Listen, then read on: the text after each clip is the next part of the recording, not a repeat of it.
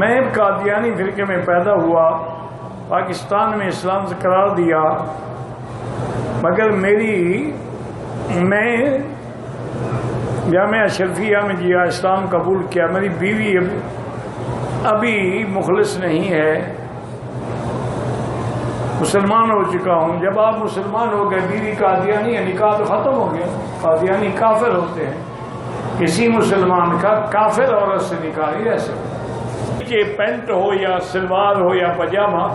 حضور نے فرمایا ویل للعقاب من النار، پھر ان کو جہنم میں ڈالا جائے گا اسی حصے کو۔ بہرحال ایک آدمی ہے، وہ تسبیح پڑھتا ہے، لیکن کسی نے اعتراض کیا کہ تم تسبیح کیوں پڑھتے ہو؟ دیکھو بات یاد رکھو، چھوٹی چھوٹی چیزوں پر جھگڑے نہ کیا کرو۔ افضل یہ ہے کہ آدمی انگلیوں پر پڑھے، لیکن اگر تسبیح پر بھی پڑھے تو یہ اعلی ذکر ہے، جیسے لاؤڈ سپیکر ہے۔ اب حضور کے زمانے میں تو نہیں تھا، لیکن آلت الصوت ہے، اس سے آواز دور پہنچ جاتی ہے تو لوگوں کی نمازیں۔